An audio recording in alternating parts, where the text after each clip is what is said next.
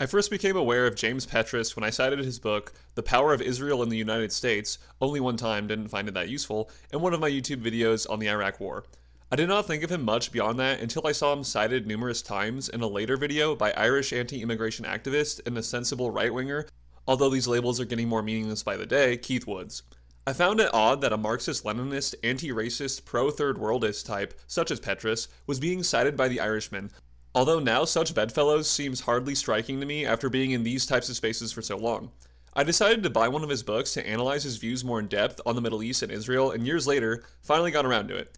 So without further ado, let's begin. For starters, it was a little difficult to fact-check and review this book because his really sparse use of endnotes, and even when he used endnotes, they were often extremely generic, just opinions, or possibly even false, as one reviewer remarked upon, among other criticisms he had. Other negative reviews can be found here and here.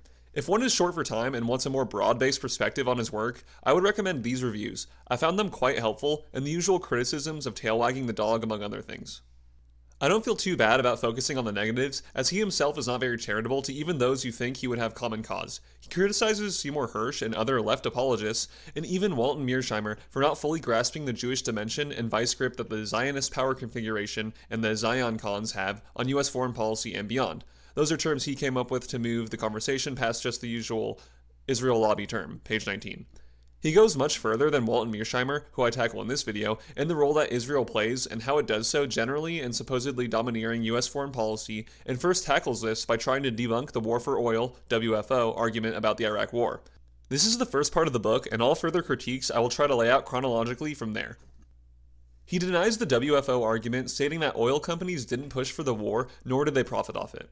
He admonishes the arguments made by George Palast that oil companies were to make windfall profits off the war, and criticizes Greenspan's War for Oil admission as basically a decoy to distract from the ZPC, pages 16 through 18.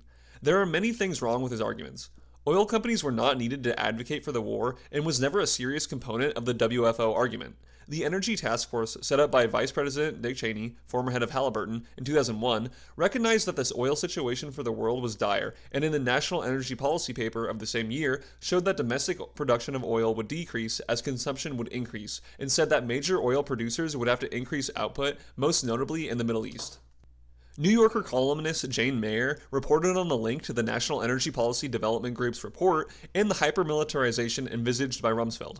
The 2001 Quadrennial Defense Review (QDR) report also reflected this mentality, IDing oil-producing regional areas as critical points that possibly may need to be invaded to secure.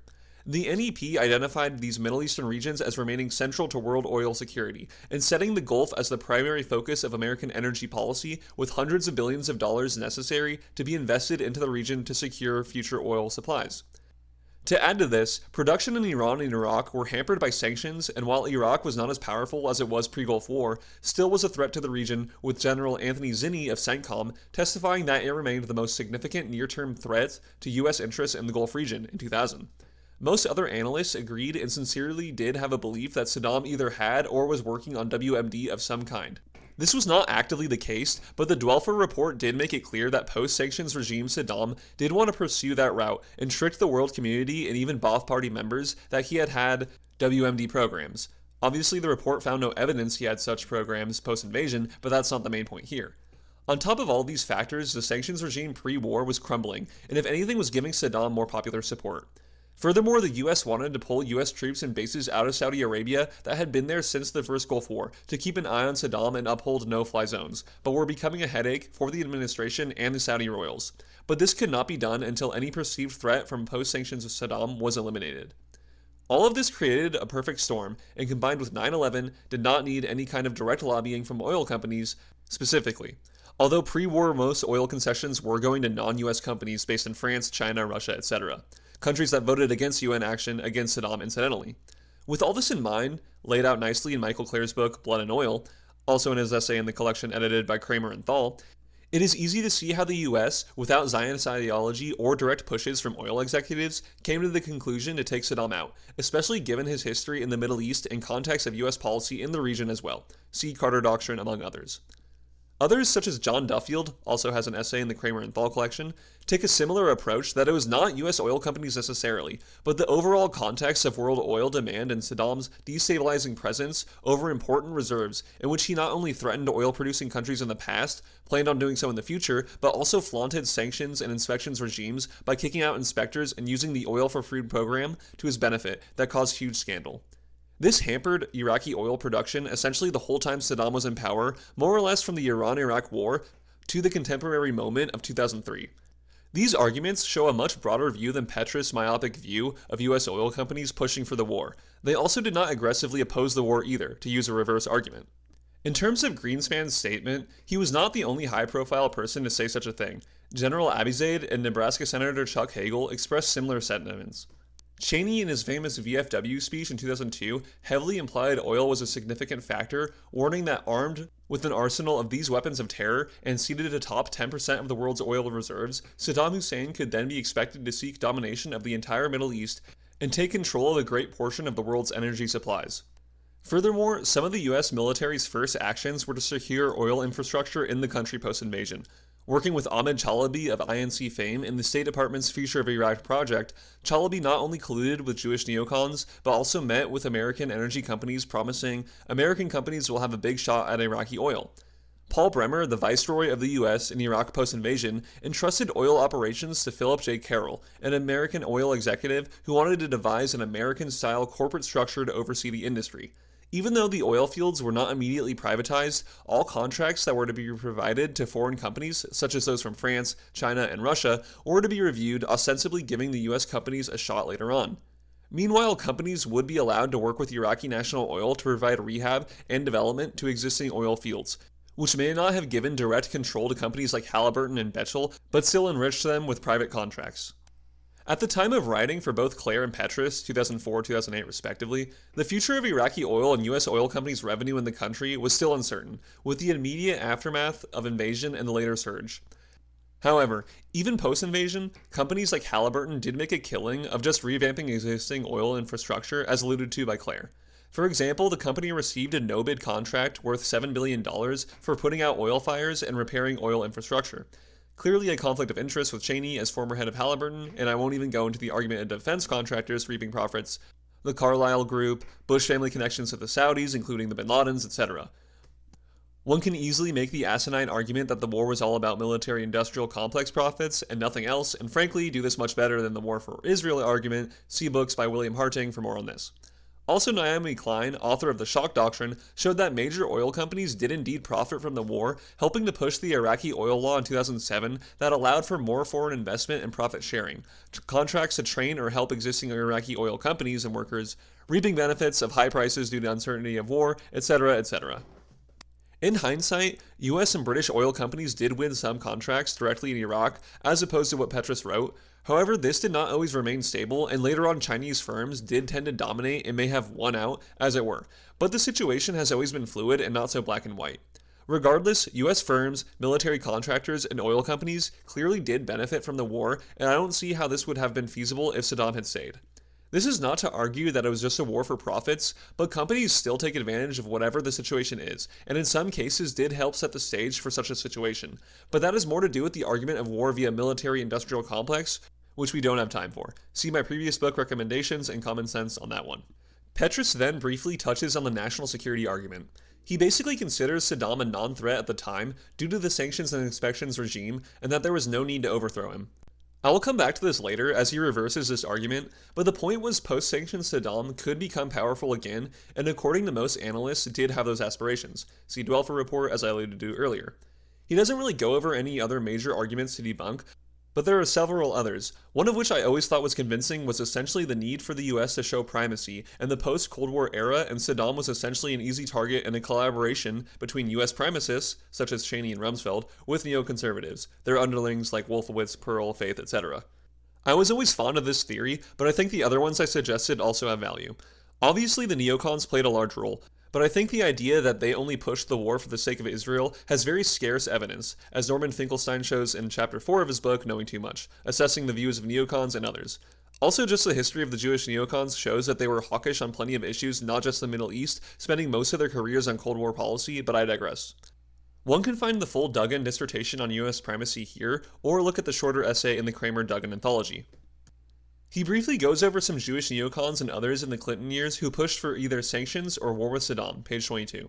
The main point here is that Clinton did not go to war, and the people he lists like Albright and Cohen, while supporting the sanctions regime, were not exactly hawks. Albright later famously welcomed the JCPOA deal under Obama, something neocons would not be happy about.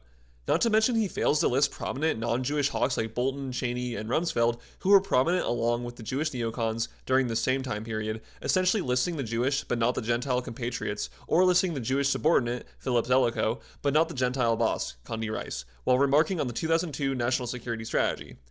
Petras also portrays Israel as single-mindedly pro-war with Iraq, page 23, but we now know that this is not the case, with various articles showing the opposite. This does not mean that Israel was dovish and did not want the US to intervene against Iran, but not the point. I would also be foolish to not bring up the Saudi role in US policy when it comes to Iraq, specifically the prominent role played by Bandar bin Sultan, but as this is just a different topic, I would just recommend House of Bush, House of Saud by Craig Unger, and The King's Messenger by David Ottaway. He then brings up the case of Colonel Karen Kwiatkowski, who worked in NESA, so not directly with OSP, but made claims that the Office of Special Plans misconstrued evidence to push us into war. The case is an interesting one, and I'm not inclined to totally dismiss it, but there have been some critiques of it from people who did work in OSP. Michael Rubin is one, although working for the OSP and having a Jewish last name, people will probably just assume bias there, so it turns into she said, he said, although at least he worked in the actual office, and he recounts her claims being popularized by another Jew by the name of Steinberg, who worked for the weird LaRouche movement. Just a whole other can of worms. And, apparently, official Senate review of the situation did not fully agree with her claims. See section 14 of the report here. Reading the conclusion, it seems like there was pressure to do due diligence on any links between Saddam and terrorism post 9/11, but that this didn't skew any actual findings. Seems rather subjective all around, but I digress. What is interesting though here is even Kwiatkowski doesn't buy Petras' only Israel theory and seems to believe in war for oil, and even the theory that Iraq was invaded because Saddam was going to make the switch from petrodollars to the euro and to establish military bases. From here on out, my criticisms will be more sporadic, as the remainder of the book just has some issues that I take umbrage with, but won't dwell on as much as Iraq. I will just bullet point them unless otherwise needed. Page 24. Petras hilariously refers to PNAC as a sort of American-Israeli Mein Kampf of US world domination, as well as calling PNAC a policy paper when it was a think tank that produced papers, none of which very Mein Kampfy, but did indeed advocate in America on the world stage. Same page, he accuses Bremer's de-Ba'athification policy as part of a ruse to destroy Arab nationalism in concert with Doug Faith. There's been a lot of back and forth blaming surrounding the Debath order, and Bob Woodward in State of Denial does a good job summarizing it, and both Faith and Bremer have written memoirs surrounding the events and essentially blame others for the failures of de-Ba'athification, so seems very he said, she said as well. Certainly there was not some grand scheme and great planning involved. If anything, the Iraq War failed because of a lack of planning. Page 25, he repeats the lie about the Joe Wilson-Valerie Plame affair that I debunked here, minutes 36-23 to 40-45, but it is common knowledge that Libby was not the leaker in this scandal. Pages 25-26, Israeli strike of Syria North Korea nuclear reactor was indeed a weapons facility, something that Petras denies. Page 28-29, Petras lists some mechanisms and examples of the ZPC's indirect power over the US. 1. The Kyle Lieberman bill that designated the IRGC as a terrorist org. This didn't lead to any attacks on Iran, and Senator Kyle is not Jewish. The reason this was done is that Iran had been aiding Shia militias in Iraq, something that Petras outright denies, but it is common knowledge. Number 2 lists Alan Dershowitz supposedly deplatforming Norman Finkelstein, someone who disagrees and debated with him on the issue, interestingly enough, but Dershowitz claims that it was not politically motivated, but rather Finkelstein's scholarship that was in question. Regardless, the idea that Finkelstein is somehow blacklisted is absurd. He is super well known in media and politics, especially right now. Number 3, Petras claims the media is hyper-biased against Arabs and pro-Israel. This is certainly not true anywhere outside of the US, and even pre-October 7, one can find examples of US media not being biased in favor of Israel from prominent papers such as the New York Times, see the Media's War Against Israel book. Don't have to agree either with Petras or the authors of this book, just showing it's nuanced. Page 30 relates how Bishop Desmond Tutu was denied from speaking on a campus in St. Paul, Minnesota, but this was reversed anyways, so non-issue. Page 36 uses the term Zion fascism, which is funny and also relevant for later, also uses the term Judeo-fascism, page 52. but also brings up studies showing Israelis are racist against Arabs and Palestinians. It is super easy to bring up the reverse, showing that Arabs, especially Palestinians, don't like Jews. This is a nonsensical game, of course, they don't like each other. Pages 39 to 40, Petras makes this bizarre argument that Zionists are the reason that the US didn't acknowledge the Armenian genocide, and now officially has.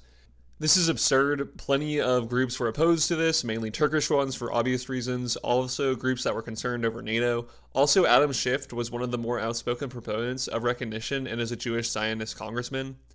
Pages 43 to 44, Petras kvetches about Cynthia McKinney losing re-election in Georgia due to Zionist pressure.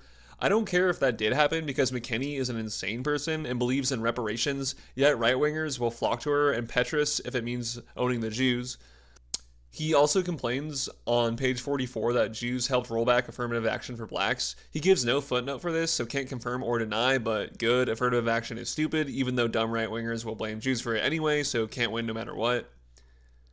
Chapter 2 summary, he goes over the possible war with Iran, going over US military advisors versus Iran hawks. Seemingly the dovish side won out because we did not go to war with Iran, and even to this day nothing substantial came out of our incursions there this year, even though Spurgs were saying it would be World War III.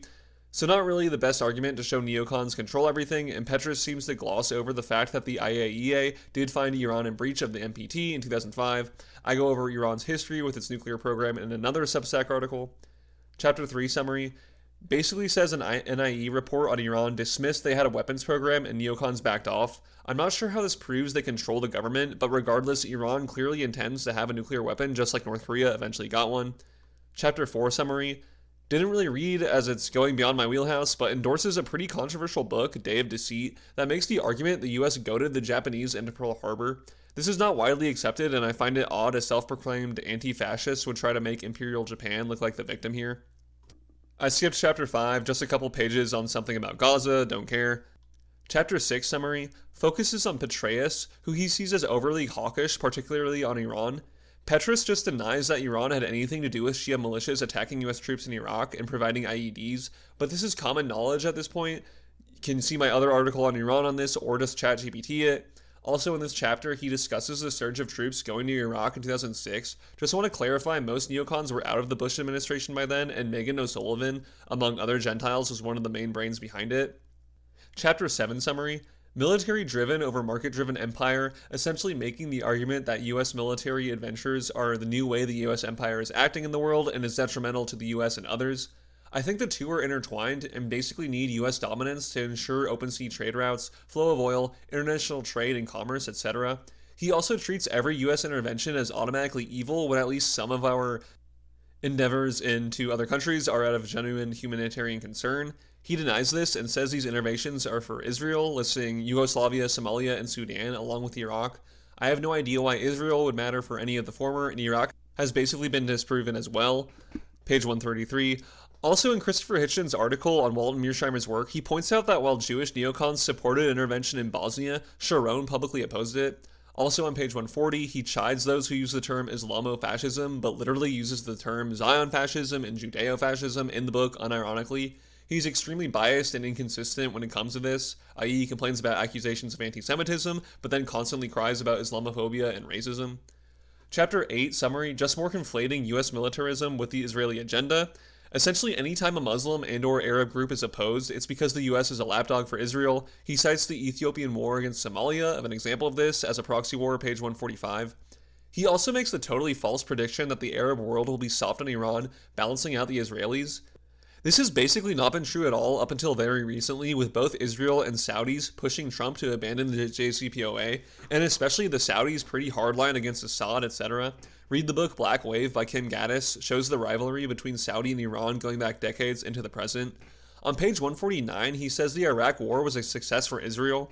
This is not really clear, and if anything, most people signal out Iran as the much bigger winner, if anything. Iran also had ties to the aforementioned Chalabi, so if blaming neocons for war who worked with Chalabi in that goal, why not also blame Iran partly? But I digress. He also makes the asinine case that the Israeli lobby beats out the arms industry and blocks arms sales to Saudi Arabia and only allows it when Israel is promised more aid. This has been gone over ad infinitum by people like Steven Zunes, who Petras criticizes as a left apologist. but clearly sets the record straight, showing that military aid to Israel and sales to Saudi Arabia and other Gulf countries is a win-win for the arms industry in the US. Why would they care if they get more subsidies via Israeli aid that gets sent back to them and more sales to rich Arab countries?